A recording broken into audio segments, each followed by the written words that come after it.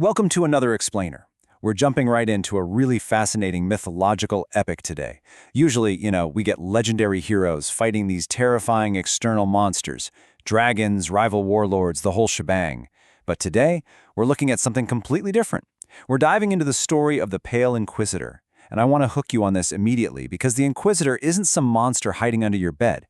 He's a deeply tragic figure that, if we're being entirely honest with ourselves, we all secretly recognize. He's the villain that lives right inside our own minds. Okay, let's dive into this. What is the true cost of absolute purity? Now, on the surface, purity sounds like a noble goal, right? It sounds like righteousness. But as we unpack the lore of the Pale Inquisitor today, we are going to arrive at a really heavy realization. The sources we're analyzing reveal that chasing absolute, uncompromising purity might not lead to enlightenment at all. It might just mean total self-erasure. Act 1. Actually, scratch that. Let's set the psychological stage first. The unchecked superego. To really understand the Inquisitor, we've got to frame him not just as a character in some dark fantasy, but as a dramatic manifestation of a very real psychological trap. In clinical terms, he is the ultimate embodiment of the superego. That's the psychoanalytic concept representing your harsh inner critic, the one demanding utterly impossible standards of moral perfection. It's that nagging voice telling you you're never doing enough and that any mistake is a catastrophic failure. The Pale Inquisitor is literally that exact inner voice, brought to life as an armored knight whose sole purpose is to crush the human spirit. Just let this quote from the source text sink in for a second. A spirit so crushed under the weight of an impossible standard that life itself becomes a transgression. Think about the sheer tragedy of that. To view your own life with all its messy, chaotic, beautiful human flaws as a sin. To literally believe that simply existing and having natural desires is an unforgivable transgression against some absolute law. We're going to see how this builds across three core parables of his journey: bearing the ancestral debt, recording the chaos, and finally surrendering to the void. Typically, a myth follows a hero's journey of growth, right? But the Inquisitor's story is a reverse hero's journey. It moves backward. It's a pilgrimage not toward victory, but toward complete annihilation. Let's open Act 1, the Shroud of Ancestral Debt. Now, the sources really focus on the physical and psychological burden of inherited guilt here. Normally, a knight wears armor for protection against enemies. But the Inquisitor?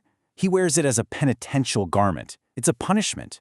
Every single plate is etched with the names and sins of his failed ancestors. His own lineage acts as this source of crushing gravity that he has to carry painfully across a place known as the Iron Bridge. He is martyring his own physical mobility just to bear the weight of historical failures that aren't even his. And the visual symbolism here is incredibly heavy.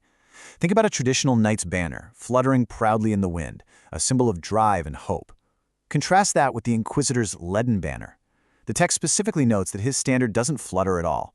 It hangs totally unmoving. It just drags in the ash of his absolute law. Why?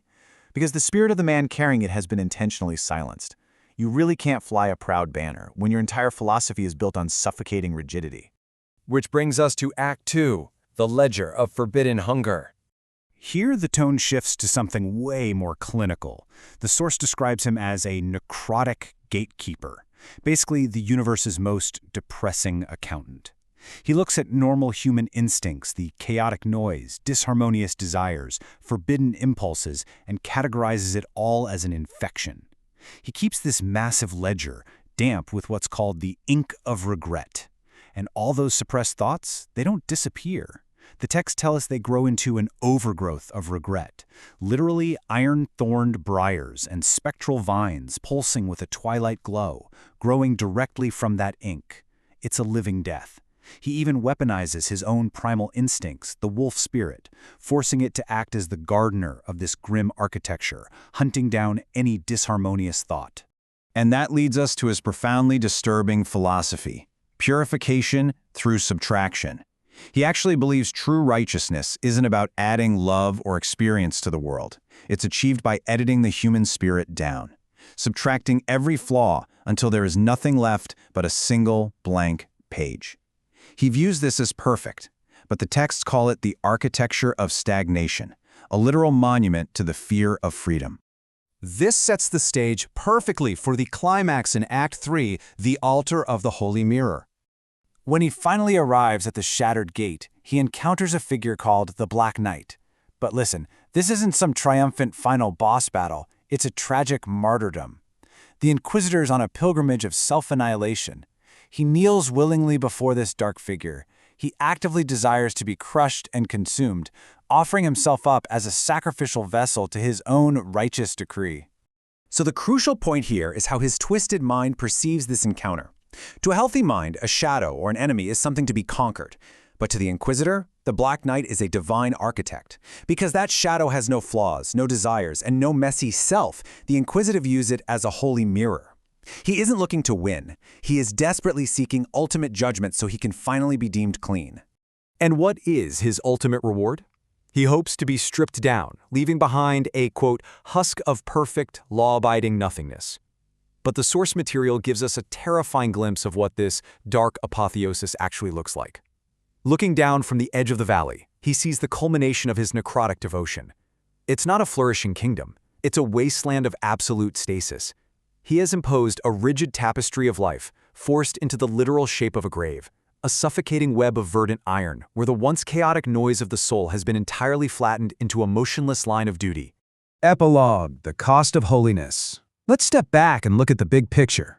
This epic is a huge, cautionary metaphor that brilliantly illustrates the choice we all face. We have the human flaw, our desire, our history, the chaotic noise of a living soul. Yeah, it's imperfect, but it is deeply alive. Contrast that with the Inquisitor's absolute law.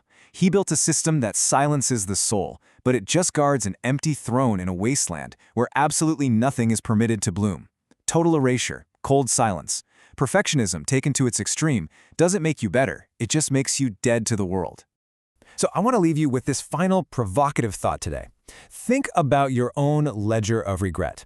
When our inner critic demands absolute perfection from us, are we actually building a life? Or are we like the Pale Inquisitor, just hollowing ourselves out? It's a heavy thought for sure, but an absolutely crucial one to untangle. Thank you so much for joining me for this explainer, and I really hope this helps you be a little kinder to your own beautiful, imperfect human flaws today.